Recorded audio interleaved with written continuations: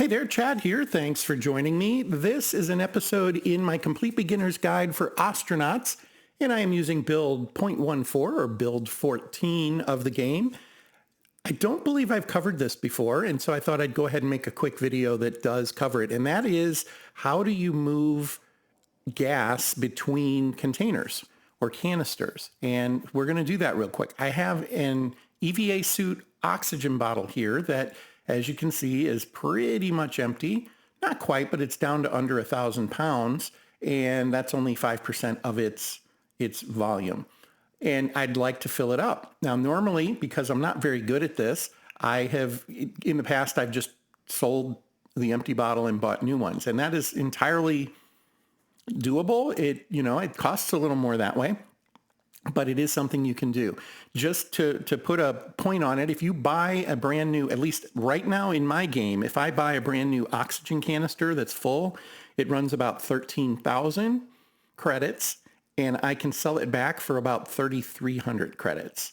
So it's a huge markup on the oxygen you're getting, just to be clear on that. I did the math. An empty container I was able to sell for 223 credits, which means that the oxygen in that full container was costing me a little over 7 cents per pound. Per kilopascal. I will almost certainly say pounds, folks. That's just my American brain using our local value. I don't think we measure things in kilopascals like that. So, and honestly, I don't know what the conversion rate is. I've never really thought about it. It's not something I deal with. Nonetheless, we will see that oxygen is roughly, we'll call it 7.5 cents per kilopascal. So that is what you're paying for when you buy the tank. You're buying what is inside the tank. I didn't think to look at nitrogen to see if it was the same or not. This is an O2 tank that is a little less than half full. I think it's like 48%. Yeah, there we go, 48%. And the scaling of the math when I tried to resell the full tank that I bought versus this one, it came out to almost exactly the same number. So I would say it had more to do with precision in the decimals. It was like out 3 decimals before it started to, 3 decimals of a cent, I should say, before I started to see variation. So I would assume that had strictly to do with precision of the numbers and the percentages and things like that. Okay, so with all that said, how do we do this? Well, your pump, currently I have it set to, it's monitoring the O2 alarm, right? And it'll add oxygen as we need it. And that's what we want it to do, and we don't have to mess with that at all. We can leave that alone. But what we can do is we can move something under here, and if we move an oxygen vessel, like a canister or a bottle, the pump can then fill that particular vessel. Now, one thing I believe this means is a side effect is if you block your vent on a pump for like your oxygen pump, if you put something like this under there, like that, and then you are venting your atmosphere for whatever reason, this pump won't be shoving oxygen into your ship. It'll be shoving it into that container.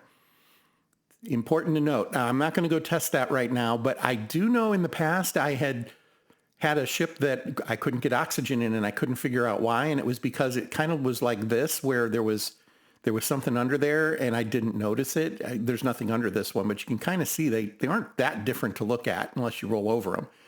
I didn't see it. I was early in the game then and didn't see it, and ended up suffocating because my oxygen pump pumping away, emptying that tank, no oxygen was coming into the ship. So keep that in mind. But here's how this works then. So we're going to open that pump. This is a standard pump, not a turbo pump. The turbo pump is much faster, but that also means you don't have as much control over it. So do keep that in mind. We're going to go to the control panel on the pump, and we have it set to auto because we want it to normally control the pressure in the ship's atmosphere, right? We want to keep the compartment oxygenized. What we're going to do here is, as you can see, the canister that we have down here, it's the one that only has 1%. And we're just going to turn this on, and what we'll see is oxygen will start moving from here into here. Just straight move. You'll notice I do not have it set to slow. Setting it to slow will creep that way, way, way down. And that's important to note because of something else we're going to try here in just a minute. Now, the oxygen will go faster when the tank that is sending the pressure is fuller. And as it gets closer to zero, so we can kind of see how quickly this has gone. I'm at 1 time speed, and we've already got 6% in there, so we've gone up by 5%. Let's go back to auto, and let's reverse it. The amount of time it'll take it to get back down to 1% is going to be extremely high. We'll just leave it at that. So initially, it looks like it's moving okay. It's 200ths per click, but it will get, I'm going to speed up time now, which I did not do before. We'll speed up time, and as you can see, I mean, we're at 16 times speed. We've easily exceeded how long it took to get the oxygen into that vessel. I'm going to call it a vessel, into the canister. I mean, we're still going. We're still at 16 times speed. It's still going. It's still clocking. It takes a lot more effort to empty that container when it has almost nothing in it. So I actually spent about an hour of game time trying to empty a container. I did get it to zero finally. That's how I was able to sell a container and see what the actual canister price was. But the long and short of that story being, you're not going to want to empty these all the way out. I don't think that's a good use of your time. We're going to go ahead and set this back to auto. Well, okay, we're almost there, actually. Let's get it back to where it was, which is right there. We're just a little below where we were before. Now we're still on auto. And if we come out here and we move that canister, wrong button, we move that canister, and then we go back in and look at the pump's control panel again, you'll notice it now says compartment again, and that's what we want. We're on auto, it's on apartment, and if we turn it on, the pressure will go up way too high, and if we set it to reverse and turn it on, it will bring the pressure down. You'll notice it's taking longer again. So just something to be aware of. We are at 16 times speed. I did not do that intentionally. So it takes longer to put the oxygen back in, as you can imagine, and we'll just let that go for a minute. While that is happening, we're not at a dangerous pressure right now, so I could go ahead and turn that off. All I'm doing is wasting a couple of bucks. And I don't love doing that, but that's the situation. So then we will go back to this, and if the pressure was too high, the auto would, on reverse, would shut off once we were back to a manageable pressure. You'll notice over here we are at an air pressure that is safe, so that is good. All right, now oxygen bottles. They work the same way. The difference is, I need to slow down, going way too fast here. The difference is, in fact, let's do this real quick. I'm going to set up the nav panel on this switch box so that I don't have to worry about proximity alert. Okay. It works the same way as a canister, except it's a smaller container or vessel, so you need to be a little mindful and careful about filling it and overfilling it. A couple of things I want to point out. Right now, you'll notice that O2 bottle is completely repaired and restored. It's at 100%, and it only has about 5% of gas in it. We're going to move it to here, and we can monitor it. Nothing's changed, right? And that's because the pump is not trying to pump air into it yet, oxygen into it. We come in here, and we're going to go ahead and say turn it on, but we're going to put it on slow, and we're going to be at 1 time speed. This is going to fill up pretty quickly.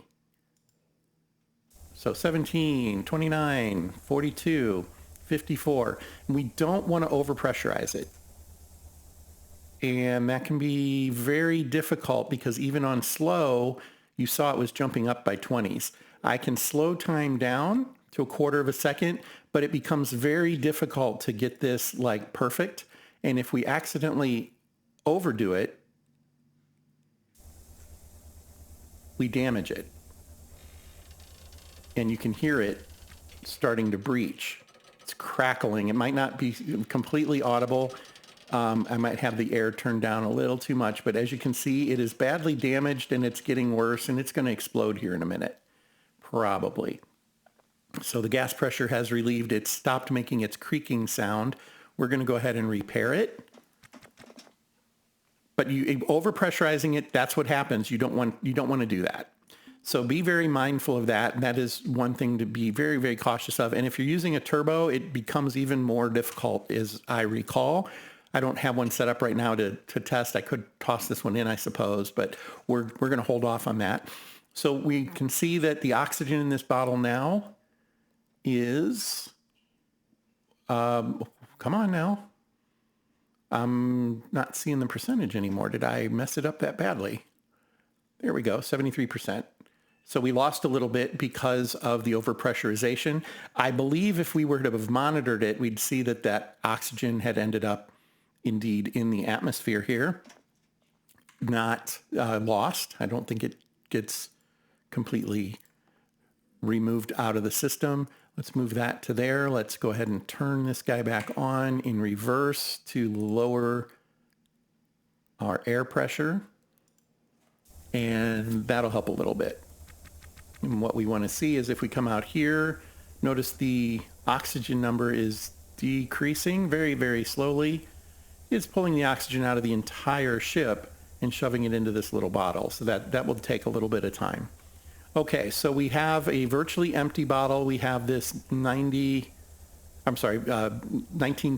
kilopascal, or about 48% full bottle.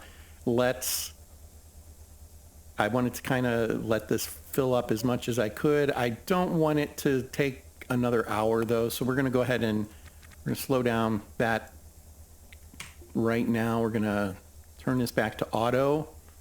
Then we're going to, oh, I had it on slow. That didn't help, did it? There we go. Let's see what that does. Well, as you can see, it's still just creeping up there very slowly. And that's okay, but it's, as it gets to the higher numbers, it's just going to do that. So keep that in mind. And incidentally, nitrogen basically works the same way. So there you have it. I missed my payments. Darn. Good thing it's a save game, right? So I'll take care of that in the next Let's Play. But we will, real quick, I want to show, so we'll call this bottle 90% full. And I'm going to go ahead and stop it here. And we don't want it to reverse. But I'm going to uninstall the bottle. That's number 2 here.